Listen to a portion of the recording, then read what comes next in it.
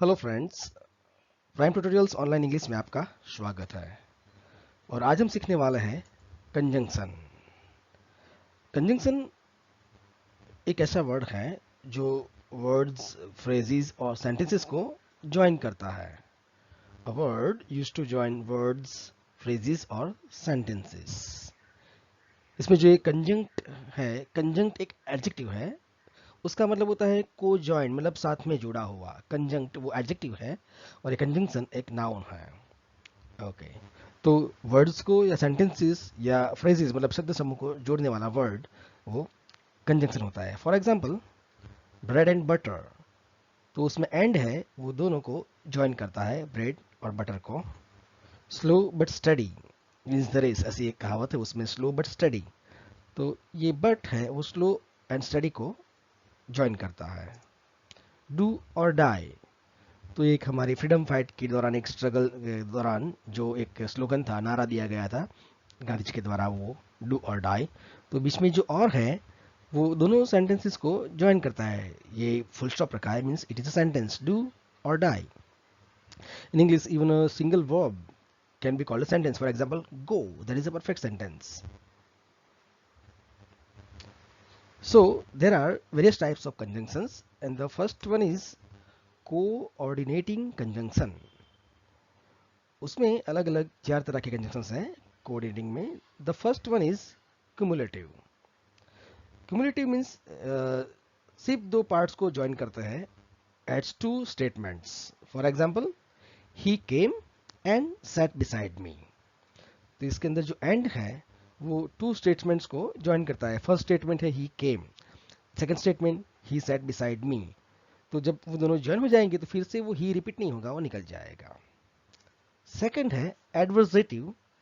Adverse means some type of contrary.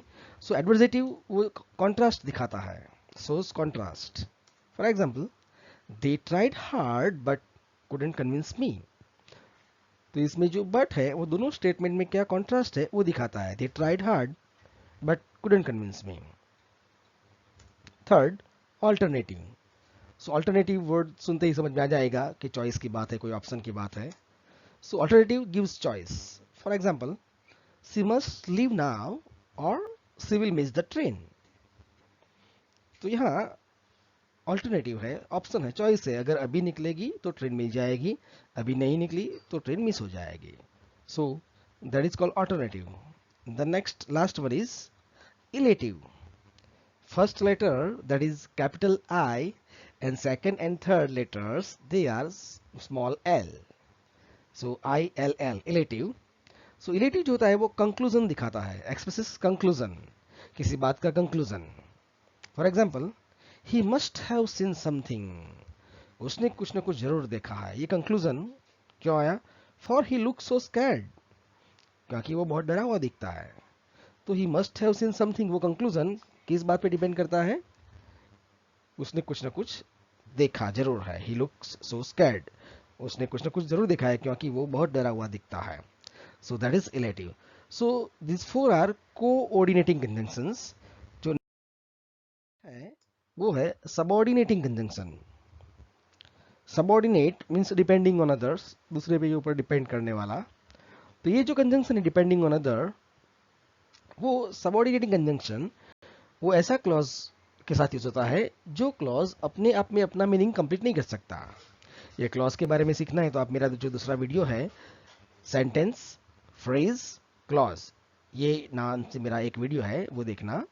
इस channel को आप सब्सक्राइब करेंगे तो सब्सक्राइब करने के बाद जो बाजू में लिखा है चैनल का नाम प्राइम ट्यूटोरियल्स, वहाँ क्लिक करेंगे तो ये चैनल ओपन हो जाएगा और इस चैनल के अंदर जितने भी ग्रामर की वीडियो सारे आप देख पाएंगे।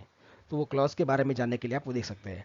तो सबऑर्डिनेट क्लॉज क्या होता है? जो दूसरे क्लॉज के ऊपर डिपेंड करता है, जो अपना मीनिंग कंप्लीट करने के लिए, उसको बोलते हैं सबऑर्डिनेटिंग क्लॉज। तो ऐसे जो कंजंक्शंस है, मैंने सिर्फ एग्जांपल्स लिखे, सेंटेंस नहीं लिखे हैं। यहाँ पे उसका मीनिंग है joins dependent clause to main clause to make a complete sense, तो उसको बोलते हैं सबऑर्डिनेटिंग कंजंक्शन। आफ्टर, तो आफ्टर उसका एक एग्जांपल दूंगा। He received his letter after he had joined the job.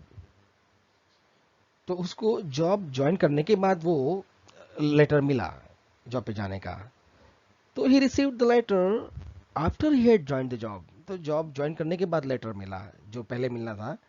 So after जो ये दो अलग अलग पार्ट्स है उसको कनेक्ट करता है। So after he had join the job, तो जॉब ज्वाइन करने के बाद ये जो क्लॉज है वो इंडिपेंडेंट नहीं है, वो दूसरे के ऊपर डिपेंड करता है, वो खुद में अपना मीनिंग कंप्लीट नहीं कर सकता। तो जो मेन क्लॉज है ही रिसीव्ड लेटर, वो मेन क्लॉज है। तो ये मेन जो क्लॉज होता है उसके साथ कनेक्ट करने के लिए सबऑर्डिनेट कंजंक्शन चाहिए, तब वो जो क्लॉज बनेगा वो होता है सबऑर्डिनेट क्लॉज। ऐसे बहुत सारे एग्जांपल्स हैं, मैं सारे तो यहाँ नहीं लिख पाऊंगा। although, as, because, before, if, since, so, that, though, till, unless, until, when, where, while, etc. The list can go on. ये लिस्ट और भी लंबा हो सकता है। तो ये सारे कंजंक्शंस जो रहते हैं वो कॉम्प्लेक्स सेंटेंस फॉर्म करते हैं। कॉम्प्लेक्स सेंटेंस, सेंटेंस जो तीन तरह के होते हैं, simple sentence, compound sentence and complex sentence. तो ये सबऑर्डिनेटिंग कंजंक्शंस जो होते हैं वो कॉम्प्लेक्स सेंटेंस को फॉर्म करते हैं। Next, correlative conjunctions. कोरिलेटिव ये ऐसे कंजंक्शंस है जो ऑलवेज पैर में आर ऑलवेज यूज्ड इन पैर। पैर मतलब जोड़ी, उनकी जोड़ी होती है, वो सिंगल नहीं होते।